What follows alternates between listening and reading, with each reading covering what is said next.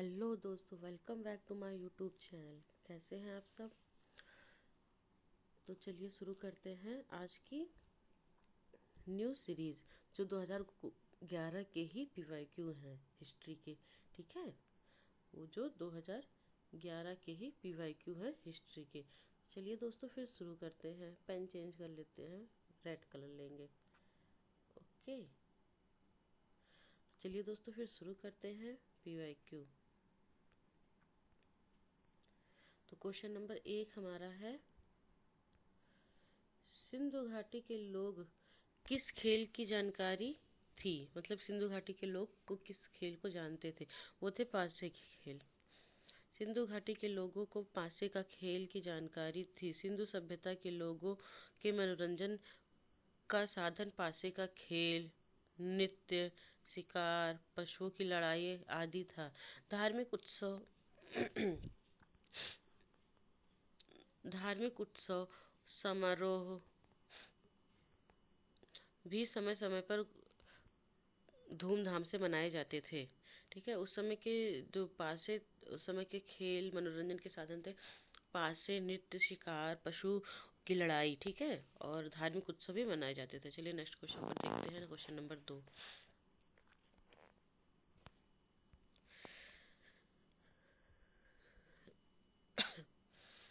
सिंध चचनामा का इतिहास और मूल रूप से किस भाषा में लिखा गया है? तो वो लिखा गया अरबी भाषा में। किस भाषा में दोस्तों? अरबी भाषा में लिखा गया है। अब व्याख्या देखते हैं। चचनामा मूल रूप से अरबी भाषा में है। यह मुख्यतः सिंध के इतिहास से संबंधित है, जो अरब से सिंधु विजय का वृत्तांत है। इसकी रचना अली अहमद ने की थी। ज्ञात है कि अरबी लेखक अल-बरूनी की पुस्तक तहक़ीक़-ए-हिंद, मतलब भारत की खोज, ठीक है, आज भी इतिहासकारों में एक महत्वपूर्ण स्रोत है। ओके, चलिए नेक्स्ट क्वेश्चन पर आते हैं।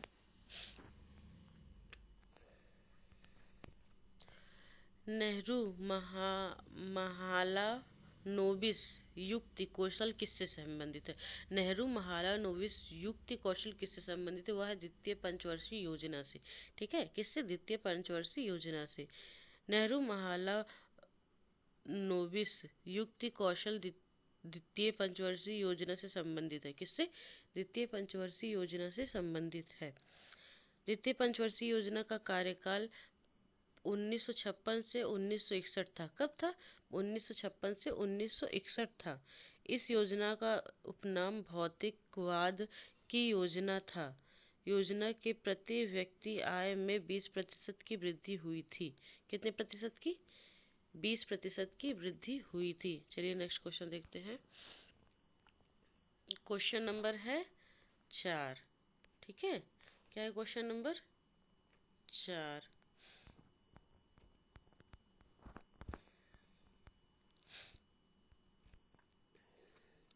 आरंभिक कथन ए, आरंभिक आर्य आदिवासी सिंधु नदी तथा इनकी उपनदियों द्वारा प्रतिनिधि की जाने वाली नदियां 7 नदियों की जमीन पर आधिपत्य स्थापित करने में संलग्न रहे। ठीक है, अब कारण आर देखते हैं। विभिन्न आर जनजातियों के बीच संघर्ष दृष्टिगोचर होता था। तो ये ए सही है, और ये आर मतलब जनजातियों के बीच में बात की है, और इसमें भी आदिवासी है, तो मतलब इसकी ये आर जो है इसकी ही व्याख्या कर रहा है। ठीक है, तो ये ए सही है और आर इसकी व्याख्या कर। देखते कौन इसमें सही है आंसर। तो इसका आंसर है दोस्तों डी। ठीक है, ए आर दोनों सही है और ए की सही व्याख्या आर है। और चलिए नेक्स्ट क्वेश्चन पर देखते हैं। निम्नलिखित को ऐतिहासिक क्रम से व्यवस्थित करना है। ठीक है, चलिए इसको व्यवस्थित, पहले तो पाषाण काल आ जाएगा। ठीक है, फिर उसके बाद ताम्र पाषाण काल, फिर उसके बाद कांस्य, फिर उसके बाद लौह युग। इसका राइट आंसर रहेगा दोस्तों सी। Next question.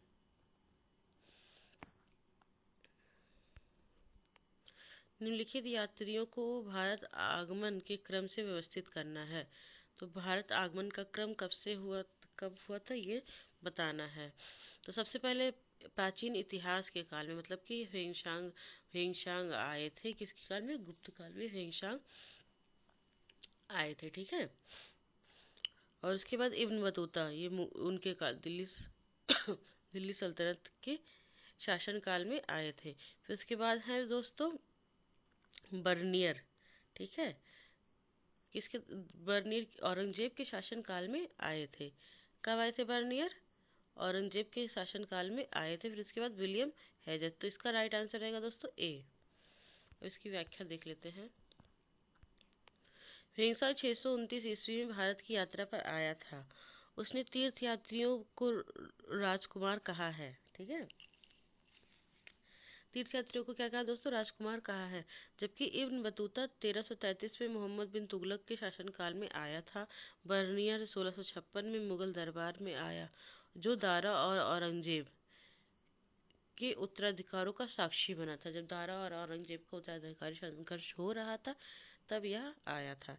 और विलियम हेजर 17वीं शताब्दी उत्तरार्ध में बंगाल में आया था। कब? बंगाल में आया। चलिए नेक्स्ट क्वेश्चन देखते हैं। तो इसको सूची वन यात्री या सूची टू शासक, तो ये कौन से यात्री किसके शासन काल में आए थे? देखिए इब्न बतूता मोहम्मद बिन तुगलक के शासन काल में आया था, अभी मैंने ऊपर देखा था, ठीक है, हम लोगों ने ऊपर देखा था। बर्नियर जो है औरंगजेब के शासन काल में आए थे। और जो थॉमस रो है ये जहांगीर के शासन काल में आए थे। और पीटर मुंडी शाहजहां के शासन काल में आए थे। चलिए इसका ऑप्शन देख लेते हैं। तो इसका ऑप्शन है दोस्तों है ए सही है, ठीक है। देखिए जो मैंने बताया, इब्न बतूता मोहम्मद बिन तुगलक, थॉमस रे जहांगीर, पीटर मुंडी शाहजहां, बर्नियर औरंगजेब, ठीक है दोस्तों। चलिए नेक्स्ट क्वेश्चन पर आते हैं।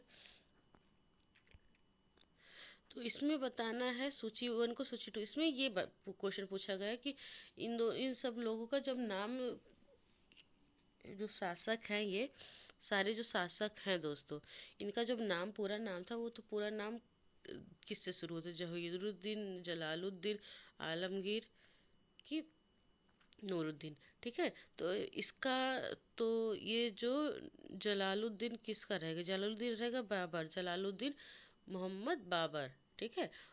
सॉरी जहीरुद्दीन, हम जलालुद्दीन बोल रहे हैं। जलालुद्दीन तो अकबर का रहेगा, ठीक है। जलालुद्दीन शहंशाह अकबर पधार रहे हैं, आपने सुना होगा। और नूरुद्दीन रहेगा जहांगीर का। और आलमगीर इनको ये औरंगजेब, मतलब जब ये शासक बनते थे तो ये एक उपाधि धारण करते, मतलब ये इसी नाम से शासक बनते थे, इनका पूरा नाम था ये, ठीक है। अब नेक्स्ट क्वेश्चन देखते हैं। जैन धर्म के वास्तविक संस्थापक किस जाति के थे? और इनका राइट आंसर है ज्ञात्रिक जाति के थे। जैन धर्म के वास्तविक संस्थापक ज्ञात्रिक जाति से थे। महावीर स्वामी का जन्म 1540 ईसा पूर्व में कुंडल ग्राम में हुआ था, ठीक है। विदित है कि इनकी माता त्रिशला लिच्छवी राजा चेटक की बहन थी। जो इनकी माता थी त्रिशला, किसकी? महावीर स्वामी की, वो लिच्छवी राजा चेटक की बहन थी। कहीं कहीं चेटक की पुत्री आती है, हाँ, इस कभी कभी क्वेश्चन में चेटक की पुत्री आती, तो आप लोगों को चेटक की बहन लगाना है। महावीर स्वामी जैन धर्म के 24वें और अंतिम तीर्थंकर थे, ठीक है। महावीर स्वामी 24 और अंतिम तीर्थंकर थे। नेक्स्ट क्वेश्चन 10 पर आते हैं। इस सीरीज में हम 15 क्वेश्चन पढ़ेंगे, ठीक है। निम्नलिखित अशोककालीन शिलालेखों में ब्राह्मी लिपि का प्रयोग नहीं किया गया है। किस पे? शहबाजगढ़ी में जो अशोककालीन, उसमें ब्राह्मी लिपि का प्रयोग नहीं किया गया है। अशोक के शिलालेखों में ब्राह्मी, खरोष्टी और ग्रीक अरमेक लिपि का प्रयोग हुआ है। ग्रीक और अरमेक लिपि का अभिलेख अफगानिस्तान से मिला है। और खरोष्टी लिपि का अभिलेख शहबाजगढ़ी और मानसेहरा से मिला है। जबकि ब्राह्मी लिपि का प्रयोग भारत में स्थापित अभिलेख से हुआ है। तो इसमें इसमें खरोष्टी लिपि का प्रयोग हुआ है। किसका? खरोष्टी, ठीक है दोस्तों, खरोष्टी लिपि का प्रयोग हुआ है। चलिए नेक्स्ट क्वेश्चन पर आते हैं। Question number 11।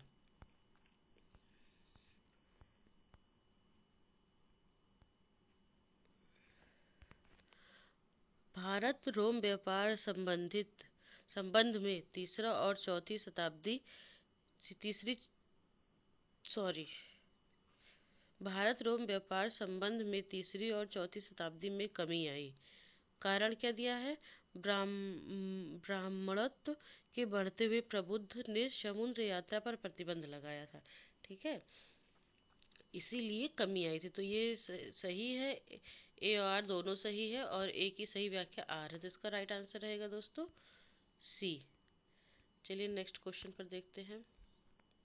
इसमें भी तो वही लिखा गया है। चलिए इसकी व्याख्या एक बार पढ़ ही भी लेते हैं।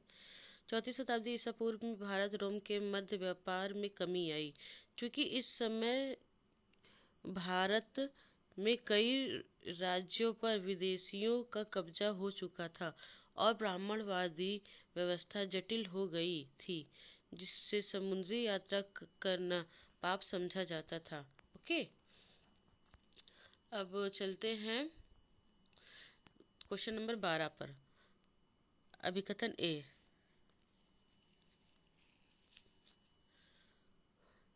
भारत की उत्तरी परिसीमा पर हिमालय की स्थित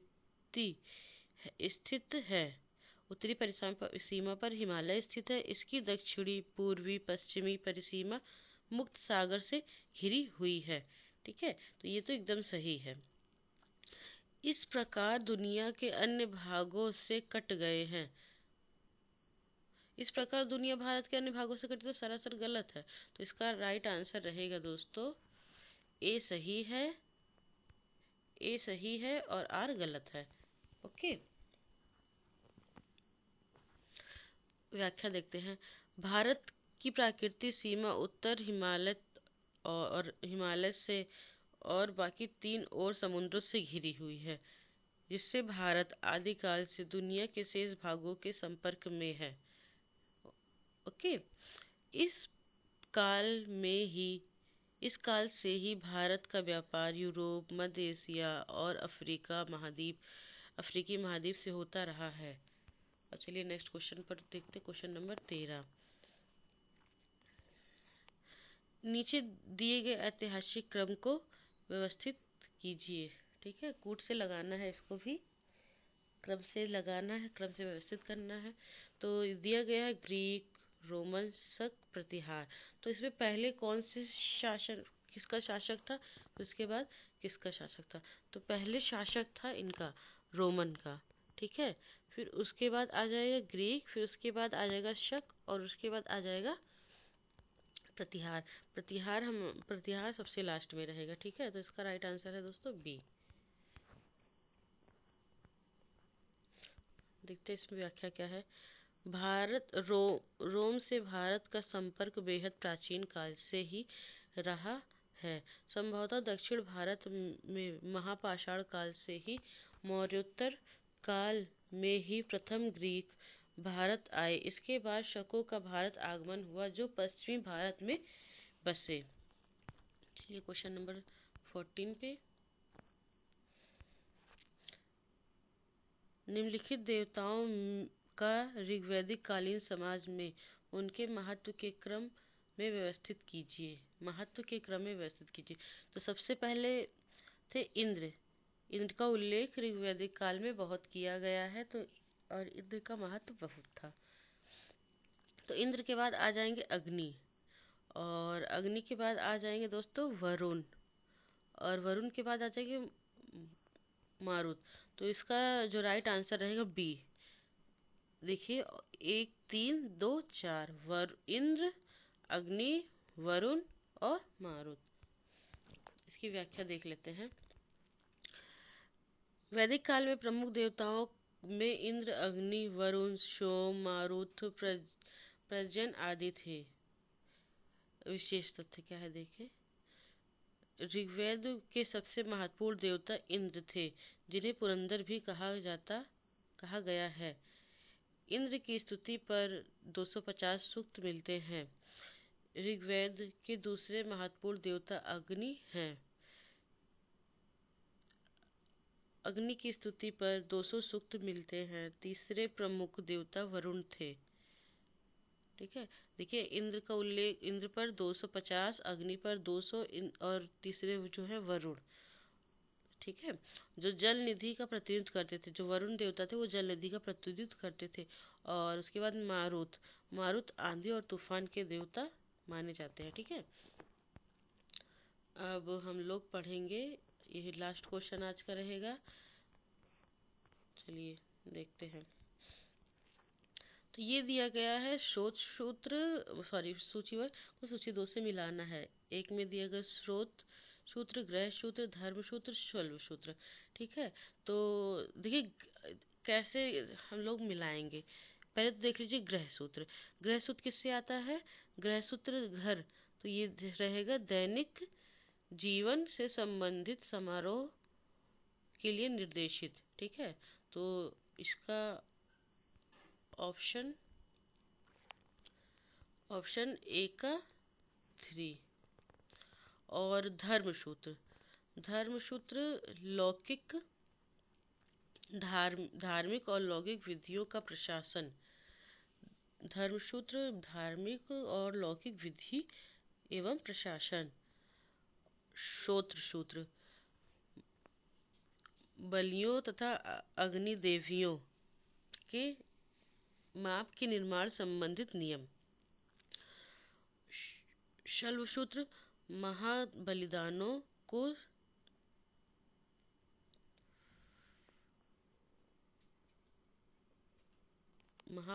के संपर्क में नियम।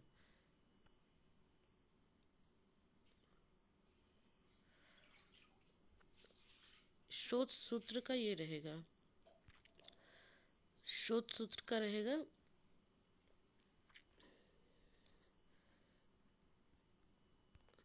स्रोत सूत्र रहेगा महाबलिदानों के संपर्क संपन्न करने वाले नियम सूत्र में रहेंगे। और शुल्ब सूत्र में रहेगा बलिदानों तथा अग्निवेदियों के माप संबंधित नियम। ये मैंने गलती से गलत मिला दिया। और ग्रह सूत्र का तो दैनिक जीवन संबंधित रहेगा, और धर्म सूत्र धार्मिक और लौकिक विधि का। ठीक है, तो ये हमारी आज की 15 क्वेश्चन की सीरीज समाप्त हो गई है। मिलते हैं दोस्तों नेक्स्ट क्वेश्चन से नेक्स्ट क्लास में। तब तक के लिए हमारे चैनल को सब्सक्राइब करिए और हमारी वीडियो को लाइक करिए। और कुछ भी पूछना हो तो आप पूछ सकते हैं।